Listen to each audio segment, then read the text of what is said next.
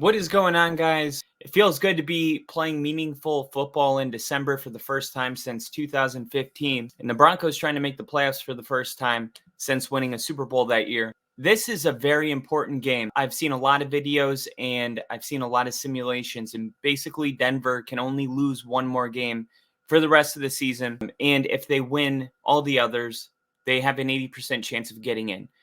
Obviously, if they win out, they control their own destiny, but the Chargers are also in a win now situation. If they lose, the season's pretty much over for them. So this is a very important game for the AFC playoffs and for the Denver Broncos season. We did start off 1-5, but we've won 5 of our last 6 games, and I know for a lot of, especially watching football last, you just kind of had this feeling where even if Denver was winning the game, if something bad happened, it was almost like, oh, this feeling of doom lingering around the corner, waiting to strike. I remember when the Broncos were, I think they were up 21-3 against the Commanders, and Russ threw a pick, and I remember that feeling kind of coming up, and Commanders came back and won. It's just a feeling that over time, when you're getting the same results, I think it almost subconsciously just kind of sits in your soul, and it takes time for you to realize, hey, we're not that team anymore. We're damaged. We're emotionally damaged fan base right now,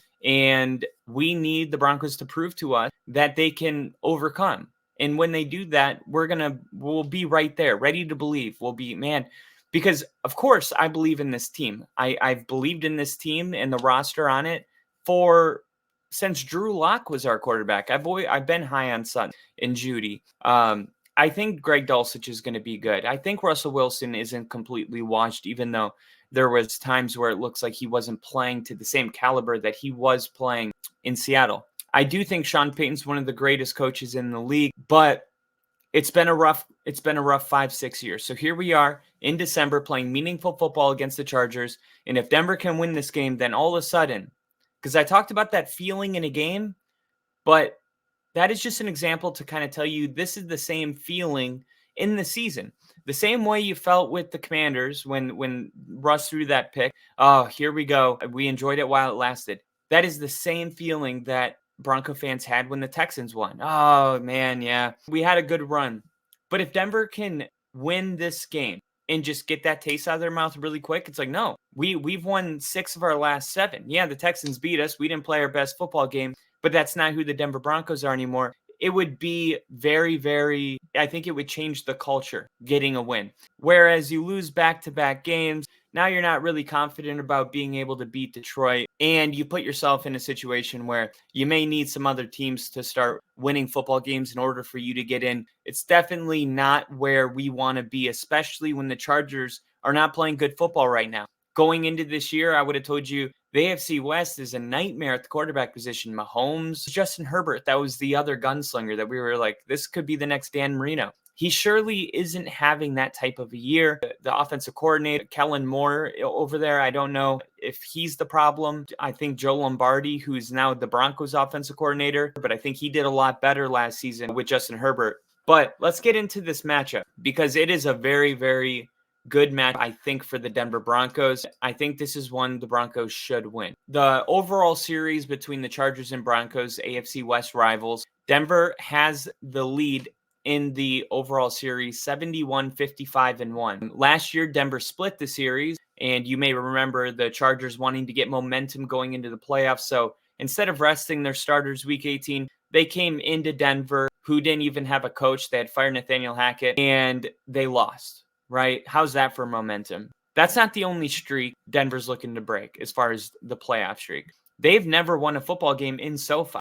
They have never won a game. They've lost to the Chargers, and even on Christmas last year, they lost to the Rams. Baker Mayfield and Sean McVay torched the Denver Broncos, which ultimately led to, like I said, Nathaniel Hackett being fired. So where are these two teams today? Because they haven't played yet this season. What we do know about the Chargers is that they're very banged up at wide receiver. They have a very good pass rusher in Khalil Mack, and we do know that Joey Bosa is going to be out on Sunday.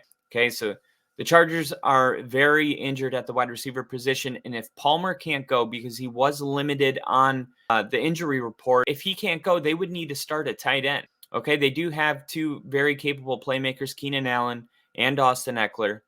But you can line Surtain up on Keenan Allen. Surtain, look at his track record. Surtain versus Devontae Adams, Terry McLaurin, Tyreek Hill, Garrett Wilson. 2 games against Travis Kelce, Stephon Diggs, and Jordan Addison. 15 targets, 10 receptions, 115 yards, 1 pick, 5 pass breakups, and only 2 penalties. Surtain's playing the position better than anybody in the NFL. I don't worry about him on Keenan Allen, just like you just don't worry about him against anybody. He's really that guy. Now, sometimes they move him around. I think this is one of those games where Vance Joseph needs to just put Surtain over Keenan Allen and just leave him there for the entire game. And then you can put 2 guys on Eckler. As far as defensively for Denver, there's not a huge threat right now on this team with the injuries and the fact that they're not running the football well. Last week, Eckler had 18 yards on 14 attempts, and he was averaging just 1.3 yards per carry. So Austin Eckler's not going to be able to run the ball very well. And the Chargers are 25th in the NFL, 97.7 rushing yards per game. So we need to focus on our passing defense. We got to play the pass very well. We know the Chargers are going to be looking to pass it. Honestly, when you look at the numbers for passing yards per game, it's kind of interesting because Herbert averages 338 pass yards per game, and Russell Wilson averages 299 passing yards per game, which I don't know how because he hasn't thrown for 200 yards in like the last 5 weeks. But that's what the numbers say. I'm not sure how because Russell Wilson has not thrown for 200 yards the past like 6 weeks, but the numbers say 299 per game. So, I mean, Justin Herbert's only throwing 39 yards more per game, and he's definitely being trusted a lot more in his head coach and Staley than Sean Payton is in Russ. Like, we know that the formula during that win streak was kind of taking the ball out of Russ's hands. Now, Russ did I'm not taking anything away from Russ. I'm just saying we were running it 30 times a game. We haven't lost a game this season where Russ has less than 30 passes. That was true 2 weeks ago. I would have to go punch these numbers again, but there's a reality to the way we're winning football games. So I find that weird that Herbert only has 39 more passing yards per game when the Chargers are very one-dimensional and Herbert has a lot more opportunities than Russ does on a typical week. The Broncos' chances of making the playoffs, by the way, are 20% right now, but it jumps to 40%. So a 20% increase with a win against the Chargers. So what scares me about the Chargers? Typically, their offense and Justin Herbert. Now, we already talked about that. On the defensive side of the ball, Khalil Mack is a monster. He is an absolute dog. And he's got the most sacks in the NFL right now. But Denver has been good when they can focus on one pass rush. Joey Bosa is not going to be playing in this game. So Denver can totally just focus on Khalil Mack. We locked down Myles Garrett when we needed to against the Cleveland Browns not too long ago. So I think Denver is very capable of shutting down Khalil Mack. And, of course, it helps that Joey Bosa is not going to be playing. I think we have to use more of Pirine. He's better in pass protection than maybe a guy like Jaleel McLaughlin. So I think Pirine needs to be used in the pass protection, and I think he's earned it with the way he's played, especially in the passing game the last couple of weeks, winning some of those games for us, or at least playing a huge role in getting us downfield when we needed points. You got to go with Pirine as pass protection. And then the other thing that would normally scare me, Derwin James. Derwin James is one of the best safeties in the league. He's a very hard hitter. Kind of a lot of those hits Kareem Jackson is getting, suspended for repeatedly are the type of hits Derwin James has. But Derwin James is not having a good season. He's got a 63.3 PFF score right now, his position. There's something off with this whole Chargers team. Now, the Chargers do somehow tend to play very good against the Denver Broncos. This Chargers team has shown, for whatever reason, they're just not clicking. And I think Denver is the better team. I think they're a better running football team. The stats back that up. I think they have the better defense. Very opportunistic. They take the ball away. I think there's going to be some turnovers in this game. There's no reason to believe that Denver can't go into LA and win. Top to bottom, Denver is very, very healthy. By the way, I had their injury report opened up. I accidentally just closed it, but there was a lot of very key players in there. Patrick Surtain, Marvin Mims, Quinn Martinez wasn't even on the injury list, which was a big relief because he had to limp off the field last week. Denver had everybody fully participating in practice. Nobody's hurt. Denver has all 52 starters healthy for this game. And that's a credit to Sean Payton, the coaching staff, the strength and conditioning coaches. They've done a very good job this year. Denver has dealt with a ton of injuries in the past. Knock on wood. I hate even bringing this up. Don't kill me in the comments, but this is definitely a huge advantage to the Denver Broncos, especially this time of year, the fact that they've been so healthy. I want to see Jerry Jeudy get more involved. He had a dropped pass in the end zone last week. On the season, he's got 56 targets. Sutton has 73. And make no mistake about it, Sutton is the clear favorite. Russell Wilson seems to be looking his way more than Jerry Jeudy, and the numbers back it up with the target share. A huge part of the problem is that Russell Wilson's height kind of plays a factor. Sutton's such a big outside receiver. I think he's just easier for Wilson to see. Now, I think if Peyton Manning or Trevor Lawrence or any kind of quarterback that is taller was our quarterback, I think Jerry Jeudy would be a top receiver in the league just based on his route running. But he does need to catch the ball when it's thrown his way. And Sutton has been making just incredible plays every single week. He's, in my opinion, a first-team All-Pro Bowler this year. Especially when you watch the games and you understand the impact Sutton has had on each week.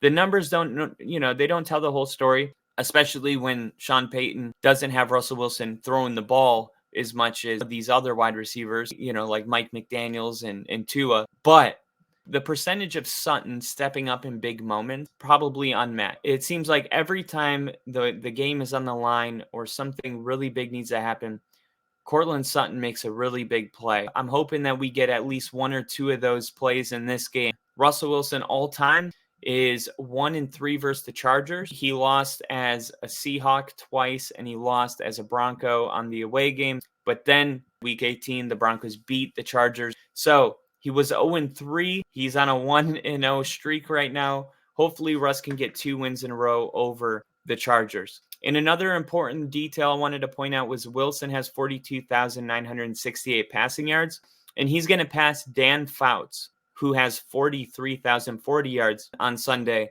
and then he's going to be, I believe, in 12th place all-time passing yards. Congratulations to Russell Wilson.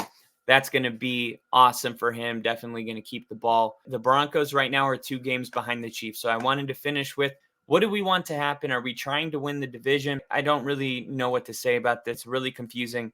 We're 2 games back from the Chiefs. So if we win and the Chiefs lose, we're only 1 game back from the Chiefs, and we have the tiebreak. The problem is, if Buffalo wins against the Chiefs, I don't see another game remaining on the schedule that I think that the Chiefs could lose. And if Buffalo wins, then they'll be 7-6. We'll be 7-6. You would like there to be a little more separation. Like if the Chiefs win, they move to 6-7. Denver moves to 7-6. You get a little breathing room. So it's, what do you want? Do you want to win your division, or do you say, forget about the division? The Chiefs can have that.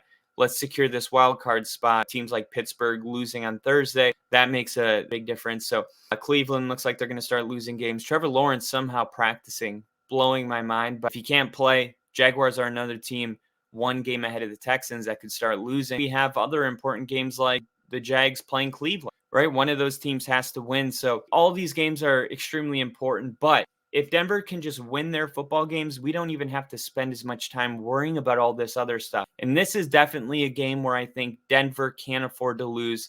You still have the lines on the schedule. You can't afford to lose to a lesser opponent, a team with a losing record at this time of the season. You got to go on the road. There's a tough stretch of road game. We just got to take it 1 game at a time. And it starts with beating a team that I think the Denver Broncos should beat on Sunday. I think the Broncos win this game 27-17. I got them winning by a margin of 10. Let me know if you agree with the Denver Broncos being underdogs going into this game. They're 3-point underdogs. I really feel like it's very disrespectful, but all that stuff I talked about in the beginning of the video, these feelings that we have towards the Broncos that, have been kind of building up for the past 5 years, you see the NFL doing it too, because look, it's 1 loss. We won five of our last 6. This is a Chargers team that has been really bad, just won a game 6-0. Why they're favorite shows how you could even use the word disrespected the Denver Broncos are at this time of the year. But until Denver goes out and wins that game, that's what they got to do to take that respect back. They got to go out there and they got to prove that they can deal with adversity, as Russ loves to talk about. They can deal with trials, as Russ says, but this needs to be a speed bump, not a dirt road. Denver losing to the Texans has to be just something that was, it happened and we moved on and we won a football game. If they don't win this game, unfortunately, there's going to be a lot of people that are going to be waving a white flag saying, well, it was fun while it lasted. I'm not ready for it to end. I don't believe it will. I got faith in these boys. I got faith in the Denver Broncos and Russell Wilson. And more importantly, I have faith in Sean Payton. He's going to get the job done. I've seen him do more with less. And I think every single week you're seeing the Broncos improve. And you saw that by the way they beat Cleveland. They dominated Cleveland. And, losing to the Texans, I think the Texans are potentially the second best team in the AFC right now.